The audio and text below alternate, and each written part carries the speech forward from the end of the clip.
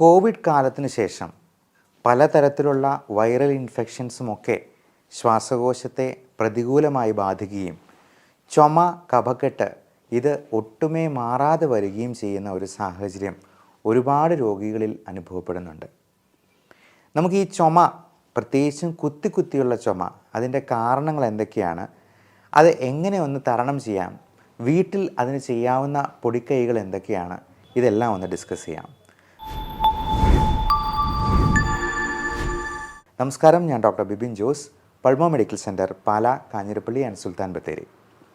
ഈ ചുമ എന്ന് പറയുന്നത് തന്നെ നമ്മുടെ ശരീരത്തിൻ്റെ ഒരു പ്രതിരോധ നടപടിയാണ്. അതായത് ഉള്ളിലുള്ള എന്തെങ്കിലും ഇമ്പ്യൂരിറ്റീസ്, ഇപ്പോൾ ഒരു കരട് പോയെന്നാലോ പലതരത്തിലുള്ള അണുക്കൾ ഉള്ളിൽ പ്രവേശിച്ചെന്നാലോ നമുക്ക് ഉള്ളിൽ കഫം കെട്ടി നിൽക്കുന്നെന്നാലോ ഒക്കെ അതിനെ ഒന്ന് പുറന്തള്ളാനായിട്ട് ഫോഴ്സ്ഫുൾ എക്സ്പിറേഷൻ ഓഫ് എയർ, അതായത് വളരെ ശക്തിയോടുകൂടി തന്നെ ഉള്ളിലുള്ള വായുവും അതേപോലെയുള്ള ഇമ്പ്യൂരിറ്റീസും പെട്ടെന്ന് തന്നെ പുറത്തേക്ക് തള്ളാനായിട്ടുള്ള ഒരു പ്രതിരോധ നടപടിയാണ് ഈ ചുമ എന്ന് പറയുന്നത്. ഇതുപോലെ തന്നെയാണ് തുമ്മലും. നമ്മുടെ മൂക്കിലുള്ള അപ്പർ റെസ്പിറേറ്ററി ട്രാക്റ്റിലുള്ള എന്തെങ്കിലും പൊടിപടലങ്ങളെയോ ഒക്കെ പുറത്തേക്ക് തള്ളാനായിട്ടുള്ള ശരീരത്തിൻ്റെ തന്നെ ഒരു ഇമ്മ്യൂൺ മെക്കാനിസമാണ്. പക്ഷേ ചില അവസരങ്ങളിൽ ഈ ഇമ്പ്യൂരിറ്റീസ് എന്ന് പറയുന്നതിനപ്പുറം ശരീരം ചില അനിയന്ത്രിതമായിട്ടുള്ള പ്രതികരണങ്ങൾ നടത്തും. ഉദാഹരണത്തിന്, ചെറിയ രീതിയിലുള്ള ഒരു പൊടിയോ അല്ലെങ്കിൽ ചെറിയ രീതിയിലുള്ള കരടോ ഒക്കെ ഉള്ളിലോട്ട് പോയെന്നാൽ ശരീരം വളരെ ഹൈപ്പർ സെൻസിറ്റീവായിട്ട് അതിനോട് പ്രതികരിക്കുകയും ഈ അമിത പ്രതികരണം മൂലം നമുക്ക് നിർത്താതെയുള്ള തുമ്മലും നിർത്താതെയുള്ള ചുമയും ഉണ്ടാകും എന്നുള്ളതാണ്. അത് ചുമ നമ്മുടെ ഉള്ളിലുള്ള പ്രഷറിനെ കൂട്ടാനും, ഇപ്പോൾ സ്ത്രീകളൊക്കെ ആണെങ്കിൽ അബ്ഡോമിനൽ പ്രഷർ കൂടിയിട്ട് അവരുടെ ബ്ലാഡറിനെ കംപ്രസ് ചെയ്യും. ആണുങ്ങൾക്ക് അവരുടെ യുറീത്രയുടെ നീളം സ്വല്പം കൂടുതലുള്ളത് കൊണ്ട് അറിയാതെ മൂത്രം പോകുന്നൊരു പ്രശ്നം അധികം ആണുങ്ങളിൽ അങ്ങനെ വരാറില്ല.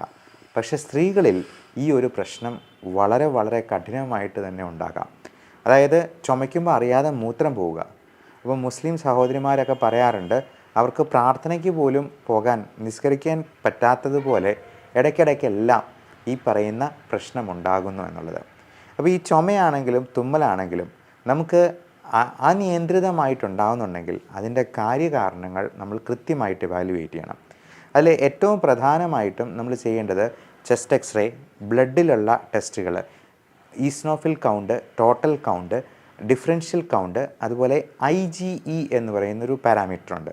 ഇമ്മ്യൂണോഗ്ലോബുലിൻ ഇ എന്നുള്ളതാണ് അതിൻ്റെ മുഴുവൻ പേര്. നമുക്ക് ഉള്ളിൽ അലർജി ഉണ്ടോ എന്നുള്ളത് മനസ്സിലാക്കാനുള്ള ടെസ്റ്റാണ് IgE. അപ്പോൾ ഈ IgE ഒത്തിരി കൂടുതലുണ്ടെങ്കിൽ, 100ന് മുകളിലുണ്ടെങ്കിൽ അലർജി ഉണ്ട് എന്നുള്ളത് നമുക്കറിയാം. പലതരത്തിലുള്ള ഇൻഫെക്ഷൻസിലുമൊക്കെ IgE കൂടുതലാകാം. അതുപോലെ ഈവൻ ക്യാൻസർ പോലുള്ള അസുഖങ്ങളിൽ പോലും IgE എലവേറ്റഡ് ആയിട്ട് വരാം. അതേപോലെ നമ്മൾ വളരെ പ്രധാനമായിട്ടും ചെയ്യേണ്ട ഒരു ടെസ്റ്റുണ്ട്, PFT, പൾമണറി ഫങ്ഷൻ ടെസ്റ്റ്, ശ്വാസകോശ ക്ഷമതാ ടെസ്റ്റ്. ഇങ്ങനെയുള്ള ടെസ്റ്റുകളിലൊക്കെ വേരിയേഷൻ ഉണ്ടെന്നുണ്ടെങ്കിൽ തീർച്ചയായിട്ടും നിങ്ങൾ ഇതിൻ്റെ സ്പെഷ്യലിസ്റ്റ് ഡോക്ടറെ തന്നെ കണ്ട് അതിന് വേണ്ട മറ്റ് പരിശോധനകൾ നടത്തുകയും അത് പൂർണ്ണമായിട്ടും മാറാനുമുള്ള ട്രീറ്റ്മെൻറ്റ് എടുക്കണം. കാരണം ഈ ചുമ ഇങ്ങനെ നീണ്ടു നിന്നാൽ പലപ്പോഴും ഈ അലർജി എന്ന് പറയുന്നത് പെട്രോൾ കിടക്കുന്ന ആണ്. അടുത്തൂടെ ഒരു തീപ്പൊരി പോയെന്നാലും കയറി പിടിക്കുകയും ചെയ്യും. അത് ആളിപ്പടർന്ന് വളരെ വലിയ രീതിയിലുള്ള ന്യൂമോണിയ ആയിട്ട് മാറുകയും ചെയ്യാം എന്നുള്ളതാണ്. അപ്പോൾ വീട്ടിലെ കൊച്ചു കുട്ടികൾക്കൊക്കെ അലർജി ഉണ്ടെന്നുണ്ടെങ്കിൽ സ്കൂളിൽ പോകുന്ന മറ്റു കുട്ടികൾ കൊണ്ടുവരുന്ന ജലദോഷമാണെങ്കിൽ അവർ പിടിച്ചെടുക്കും, അത് പിന്നെ മാറാതെ നിൽക്കുകയും ചെയ്യും. അത് വളരെയധികം ബുദ്ധിമുട്ടുകൾ ഉണ്ടാക്കാറുണ്ട്.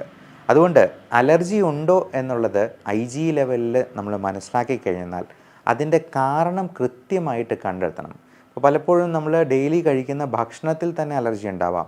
പാല്, അരി, ഗോതമ്പ്, മുട്ട, ഇറച്ചി, മീൻ, ഇങ്ങനെ എന്തിനു വേണമെങ്കിലും, ഈവൻ വെജിറ്റബിൾസ് ആണെങ്കിലും ഫ്രൂട്ട്സ് ആണെങ്കിലും ഈ നാരങ്ങ പോലുള്ള സിട്രസ് ഫ്രൂട്ട്സോ എന്ത് സാധനങ്ങൾ വേണമെങ്കിലും അലർജി ഉണ്ടാക്കുക എന്നുള്ളതാണ്. പൊടി എന്ന് പറയുന്നത് തന്നെ 5-6 ടൈപ്പ് ഉണ്ട്. ഡസ്റ്റ് മൈറ്റ്സ്, പൊടിയിലുണ്ടാകുന്ന ചെള്ളുകൾ, അതുപോലെ ഫംഗസ്, പൂപ്പൽ, പ്രത്യേകിച്ചും ഈർപ്പം നിൽക്കുന്ന സാഹചര്യങ്ങൾ, വയൽ പ്രദേശങ്ങളിലുള്ളവർ, തോട് അല്ലെങ്കിൽ പുഴ അടുത്തുള്ളവർക്ക്, ഈ നമുക്ക് ഭിത്തിയിലൊക്കെ ചിലപ്പോൾ ഈർപ്പം നിൽക്കുന്നിടത്ത് പൂപ്പൽ ബാധ കാണാൻ തന്നെ പറ്റിയേക്കും. ഇതെല്ലാം നമ്മൾ വലിച്ചെടുക്കുന്ന വായുവിൽ അടങ്ങിയിട്ടുണ്ടെന്നുള്ളതാണ്. ഇത് കൃത്യമായിട്ട് മനസ്സിലാക്കാനുള്ള ഒരു ടെസ്റ്റ് സ്കിൻ പ്രിക്ക് ടെസ്റ്റാണ്. നമുക്ക് മറ്റ് ബ്ലഡ് ടെസ്റ്റിലൊന്നും ഇതിൻ്റെ കാരണങ്ങൾ കൃത്യമായിട്ട് കണ്ടുപിടിക്കാൻ പറ്റില്ല. ഈ സ്കിൻ പ്രിക്ക് ടെസ്റ്റിൽ ചെയ്യുന്നത് നമ്മൾ കയ്യിൽ കോളം വരച്ച് ഓരോന്നിൻ്റെ റിയാക്ഷൻ കൃത്യമായിട്ട് മനസ്സിലാക്കുകയും ആ അലർജി കണ്ടെത്തുന്ന ആ സാധനങ്ങൾ അതിനുള്ള ആൻറ്റിബോഡി കൊടുത്ത് അത് പൂർണ്ണമായിട്ടും മാറ്റുകയും ചെയ്യുന്ന ഏറ്റവും പുതിയ അലോപ്പതിയുടെ ഈ അലർജി സ്പെഷ്യാലിറ്റി ട്രീറ്റ്മെൻറ്റാണ് ഇമ്മ്യൂണോതെറാപ്പി എന്ന് പറയുന്നത്. നമുക്ക് ഈ അലർജി പൂർണ്ണമായിട്ടും മാറ്റാൻ ഇമ്മ്യൂണോതെറാപ്പി എന്നൊരു മാർഗം കൊണ്ട് മാത്രമേ സാധിക്കുകയുള്ളൂ. അത് നിസ്സാരമായിട്ട് ലളിതമായിട്ട് പറഞ്ഞാൽ ഇപ്പോൾ വിദേശത്തു നിന്നൊക്കെ വരുന്ന കുട്ടികൾ അവർ നാട്ടിൽ വരുമ്പോഴത്തേക്കും ഒരു ചെറിയ കൊതുക് കടിച്ചെന്നാൽ പോലും അവിടെ വളരെയധികം വീർത്ത് തിണിർത്ത് ചിലപ്പോൾ അൾസറേറ്റിംഗ് ആയിട്ടുള്ള ഒരു ലീഷനായിട്ട് മാറാം. എന്നാൽ നമ്മുടെ നാട്ടിലെ കുട്ടികൾക്ക് എത്ര കൊതുക് കടിച്ചെന്നാലും അത്രയും വലിയ പ്രശ്നം ഉണ്ടാകുന്നില്ല. കാരണം അവരുടെ ആ ഹൈപ്പർ സെൻസിറ്റിവിറ്റി മാറിപ്പോയി എന്നുള്ളതാണ്.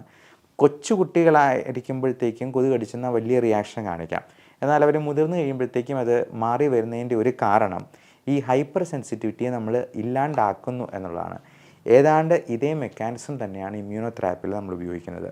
നമ്മുടെ പ്രതിരോധ ശക്തിയെ തന്നെ ഉപയോഗപ്പെടുത്തി ഈ അലർജിയെ പൂർണ്ണമായിട്ടും ഡീസെൻസിറ്റൈസ് ചെയ്യുക എന്നുള്ളതാണ് ഇതിനകത്ത് ചെയ്യുന്നത്. ഇനി അലർജിയുടെ സ്പെഷ്യാലിറ്റി ട്രീറ്റ്മെൻറ്റ് എടുക്കാൻ പറ്റാത്ത ഒരു സാഹചര്യത്തിലാണ് നിൽക്കുന്നതെങ്കിൽ നിങ്ങൾക്ക് ചെയ്യാവുന്ന വീട്ടിൽ തന്നെ ചെയ്യാവുന്ന കുറച്ച് നുറുങ്ങ് കാര്യങ്ങളും കൂടി ചെയ്യാം. ഈ കഫമെല്ലാം വെളിയിൽ പോകാനായിട്ട് നന്നായിട്ട് ആവി പിടിക്കുന്നത് നല്ലതായിരിക്കും. ഈ തൊണ്ടയ്ക്കുള്ള കരകരപ്പ് ബുദ്ധിമുട്ടുകളൊക്കെ കുറയാനായിട്ട് നമുക്ക് ചൂടുവെള്ളത്തിൽ നല്ലപോലെ ഉപ്പിട്ടതിന് ശേഷം അതിൽ തോർത്ത് മുക്കി നമ്മൾ ഒരു വെറ്റ് പാക്കായിട്ട് കഴുത്തിന് ചുറ്റും ഒന്ന് ചുറ്റി ഒരു അരമണിക്കൂർ വയ്ക്കുക. അപ്പോൾ ഒരു തോർത്ത് വെറ്റ് പാക്കായിട്ട് വയ്ക്കുകയും അതിന് പുറമെ ഒരു വൂളൻ ക്ലോത്ത് അല്ലെങ്കിൽ ഒരു ടവൽ വെച്ചിട്ട് ഒന്ന് പൊതിയുകയും കൂടെ ചെയ്യാം. ഒരു അരമണിക്കൂർ വെക്കുന്നത് കൊണ്ട് തന്നെ ആ ഇൻഫ്ലമേഷൻ ഒത്തിരി കുറയാനായിട്ട് സഹായിക്കും.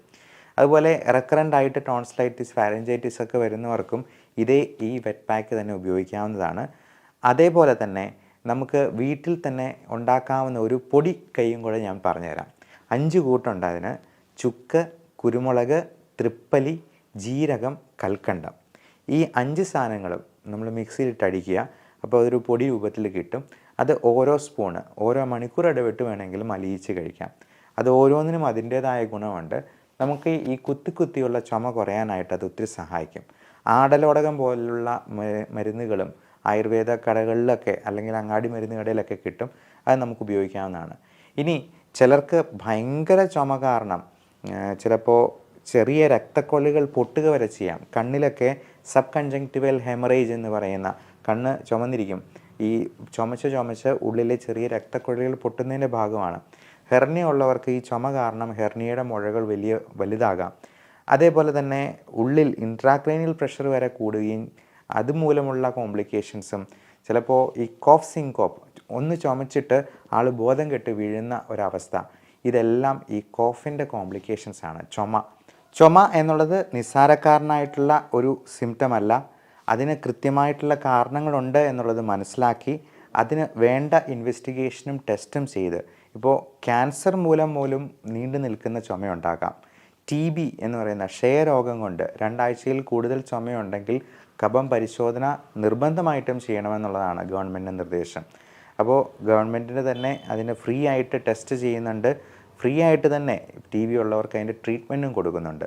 അപ്പോൾ പല രീതിയിലുള്ള ന്യൂമോണിയ, ഈവൻ ഗ്യാസ്ട്രൈറ്റിസ് മൂലം ഉണ്ടാകുന്ന പുളിച്ചു തികട്ടൽ പോലും ഈ ക്രോണിക് കോഫിലേക്ക് വഴിമാറിയേക്കാം. അതുപോലെ റെക്കറൻറ്റ് സൈനസൈറ്റിസ്, അതുപോലെ റെക്കറൻ്റ് ആയിട്ടുള്ള അലർജിക് റൈനൈറ്റിസ് തുടങ്ങിയ കാര്യങ്ങളെല്ലാം ചുമയ്ക്ക് കാരണമാകാം.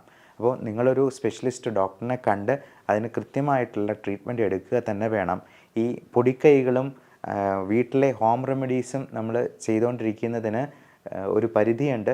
2 ആഴ്ചയിൽ കൂടുതൽ നീണ്ടു നിൽക്കുന്ന ചുമയാണെങ്കിൽ തീർച്ചയായിട്ടും എൻ്റെ സ്പെഷ്യലിസ്റ്റ് ഡോക്ടറിനെ കാണുക തന്നെ വേണം. ഇപ്പോൾ ഈ ഇമ്മ്യൂണോതെറാപ്പി എന്ന് പറയുന്ന ട്രീറ്റ്മെൻറ്റ് കൊണ്ട് നമുക്ക് അലർജിയെ പൂർണ്ണമായിട്ടും മാറ്റാം എന്നുള്ളത് പല പേഷ്യൻസിൻ്റെയും ഫീഡ്ബാക്കിൽ നിന്ന് തന്നെ നിങ്ങൾക്ക് എൻ്റെ ചാനലിൽ തന്നെ കാണാവുന്നതാണ്. ഡോക്ടർ ബിപിൻ ജോസ് എന്ന ചാനലിൽ ഒരുപാട് പേഷ്യൻസിൻ്റെ ഫീഡ്ബാക്കും അവരുടെ കോൺടാക്റ്റ് നമ്പറും നമ്മുടെ വയനാട് ബിഷപ്പായിരുന്ന ജോസഫ് മാർ തോമസിൻ്റെ ഇമ്മ്യൂണോതെറാപ്പി ചെയ്യുന്നതിൻ്റെ വീഡിയോ വരെയുണ്ട്. അപ്പോൾ അവരുടെ എല്ലാം വീഡിയോയിലൂടെ ഒന്ന് നോക്കുക. എന്തെങ്കിലും ഡൗട്ട് ഉണ്ടെന്നുണ്ടെങ്കിൽ അതിൻ്റെ അടിയിൽ കമൻ്റായിട്ട് രേഖപ്പെടുത്തുക. എല്ലാവർക്കും നല്ല ആരോഗ്യം ആശംസിക്കുന്നു. Love and regards, doctor Bibin Jose, pulmo medical centre, Pala, Kanjirappally and Sulthan Bathery.